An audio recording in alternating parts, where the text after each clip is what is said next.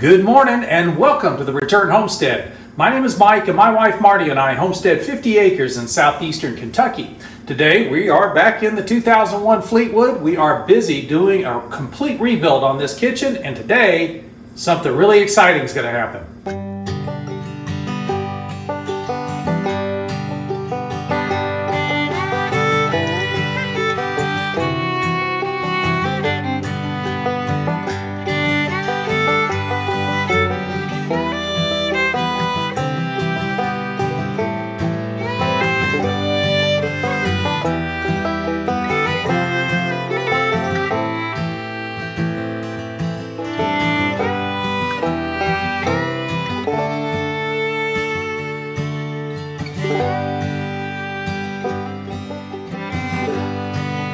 We had an opportunity a couple of nights ago for Marty to actually spend the evening down here. I got pretty violently ill after eating something that wasn't good, and we were concerned. We didn't want to take the chance that it was the flu or something that Marty could catch, so she came and spent the night down here. We do have a bedroom that's all set up for her, so she was able to do that no problem, but it made her unhappy to sit in the living room, which of course is not finished yet.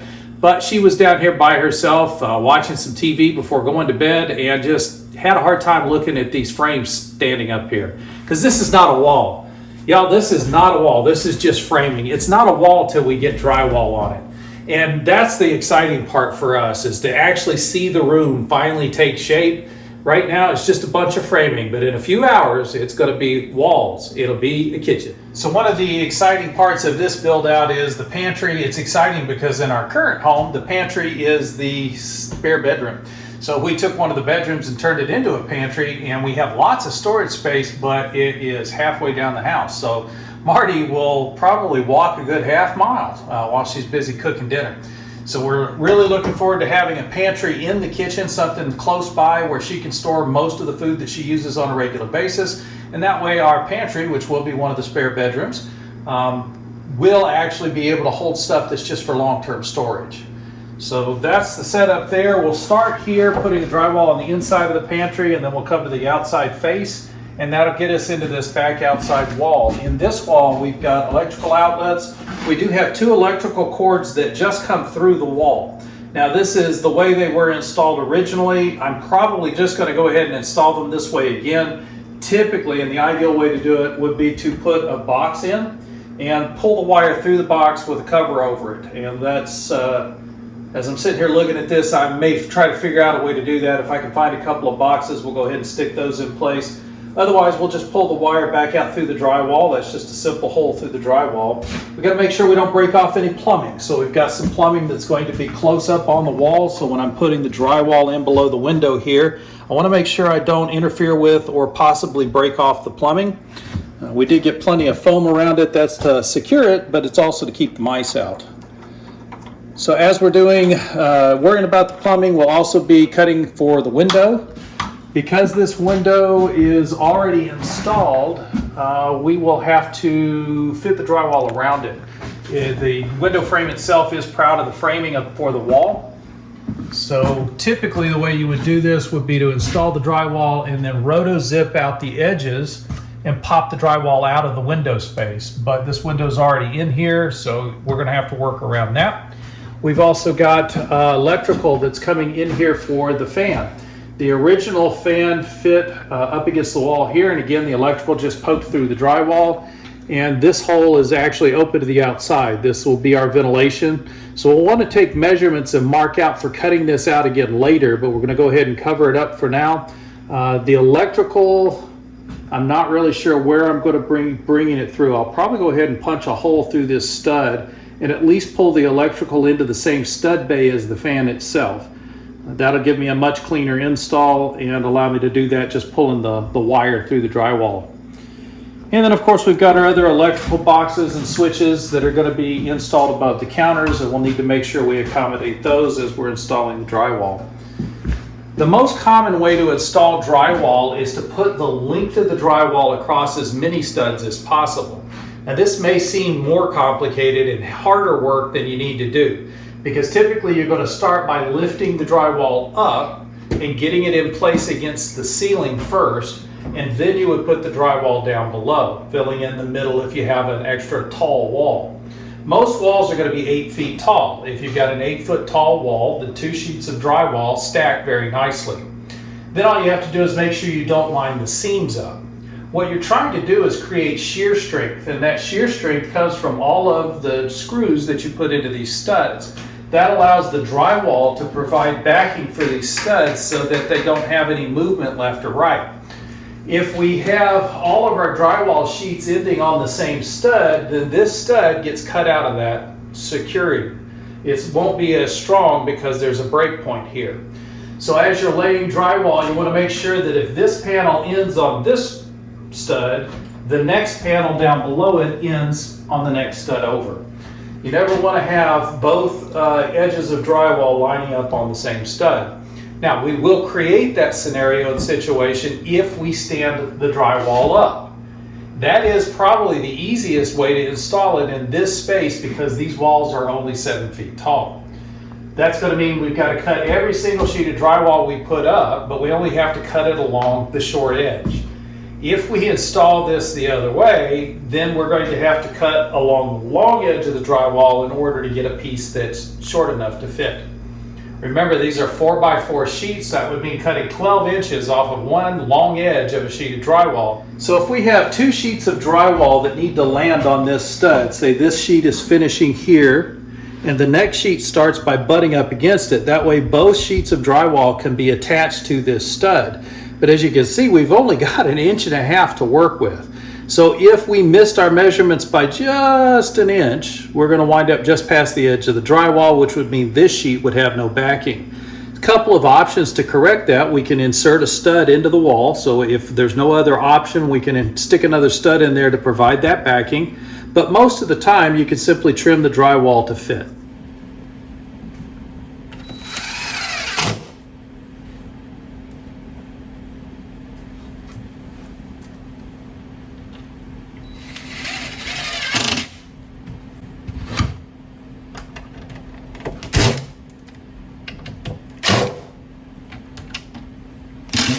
So trying to be a little strategic as I do this work, I want to be able to mud and tape this easily. That's why I've put up a sheet that's obviously way too long for this space, but that'll allow me to tape and mud up here rather than taping and mudding down below somewhere. So it's going to be a little bit easier to deal with. We'll just watch for a piece of scrap and we'll be able to fill this top space without any trouble. And then we'll go ahead and do this one horizontally. 30 3/8.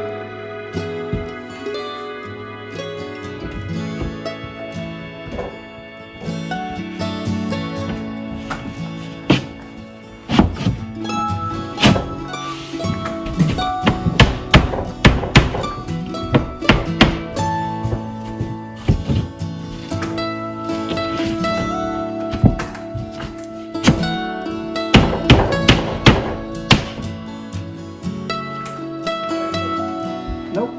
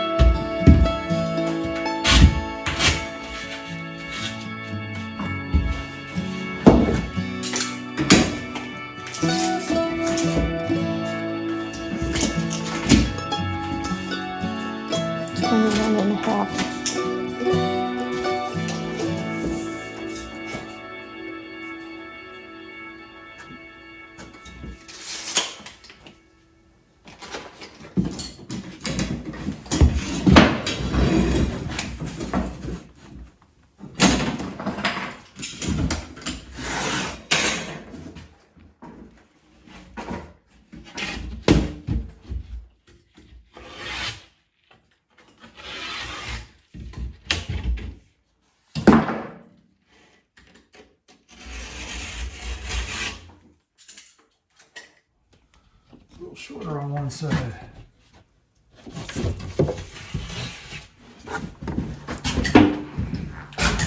And as you're cutting your drywall, I never throw anything away. Marty's really good at hanging on to the bits and pieces of drywall that are left over.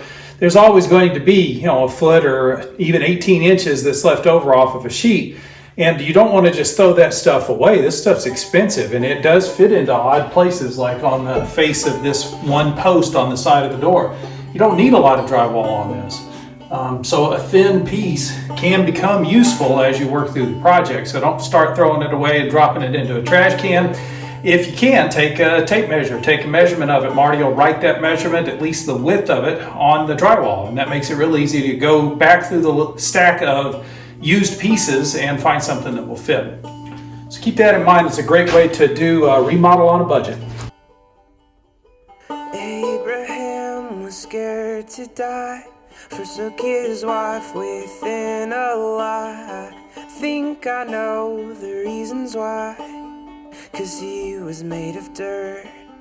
And Joseph's coat was full of pride.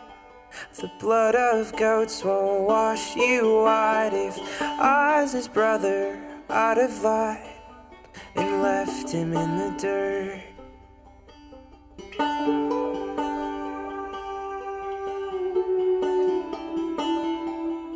Y'all have to ask Marty. I have no idea where she found this little tool, but this is really a kind of a nice little gadget to have. It has two pieces that are hinged down on this end and a digital readout. The digital readout reads 0 right now, meaning there's no angle.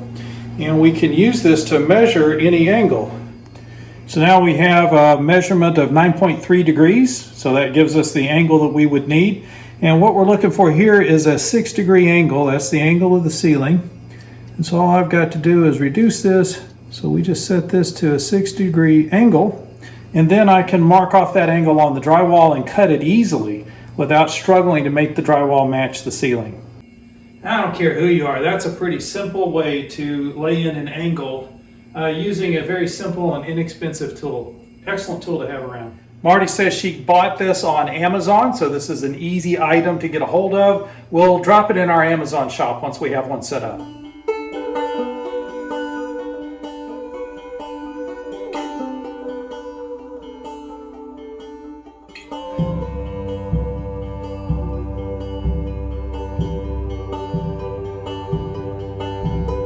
Moses never entered in to lands he thought were promised him. He took his people round again to pick manna from the dirt.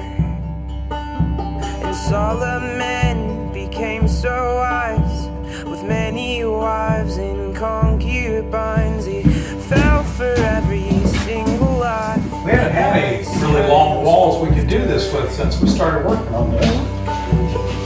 Oh, walls we've been doing have been small. You got it from it? Okay. You good? Uh-huh. Down your way. Okay. Good to go.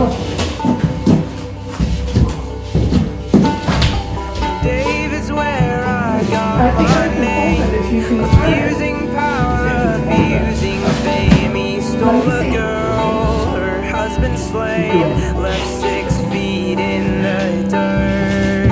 There we go. Peter fell to his own shame. Denied his love, denied his name. He ran away when the people came to nail him to Right the there. dirt. I don't know about on top. We need to go up. Only thought it No, it's tight. fair It's good. to let that witch come cut It his just like hair and look a through lot on your eyes side. no longer Okay. there as he crushed them in the dirt. And Paul would sit There you go. on the throne and kill us with the biggest stones and wrestle with a thorn unknown, a thorn up from the dirt. Whoa.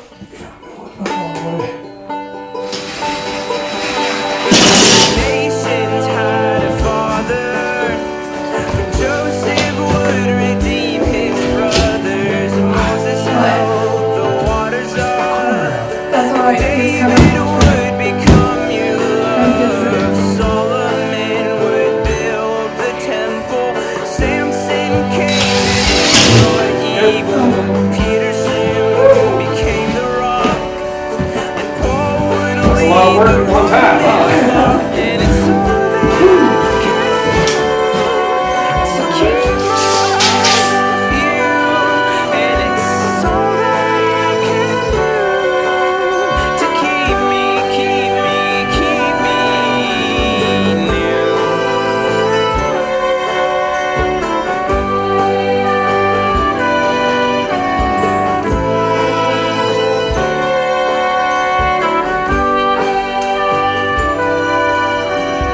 All that I can see is that you can't see the dirt in me. All that I can see is that you can't see the dirt in me. All that I can see is that you can't see the dirt in me. And all that I can see is And it just takes a little bit of time and a little bit of effort and a bunch of careful measurements and some diligent cutting and lifting, and you can assemble a room. So we got the walls all up. Everything is good to go now for building the cabinetry here in the kitchen. So we did not, in the end, put a light fixture inside of the pantry. We'll probably add a battery-powered light later, just something simple that comes on when you open the door. And we'll need to get in dishwasher, sink, stove, and then we're building a shelving unit to fit into this corner. It'll be an L-shaped unit that matches up to the stove.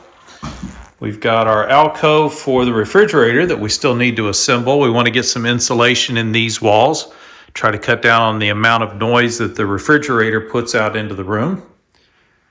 But for now, that's a pretty good bit of work. Marty and I are pretty pleased with the results from today. We appreciate you joining us on the Return Homestead today. If you haven't subscribed to the channel yet, please take a moment to open that window and go ahead and subscribe. If you wouldn't mind, hit that thumbs up button while you got the window open. That'll let the algorithm know you enjoyed the video, and they'll share it out to more people. We'll see you next time.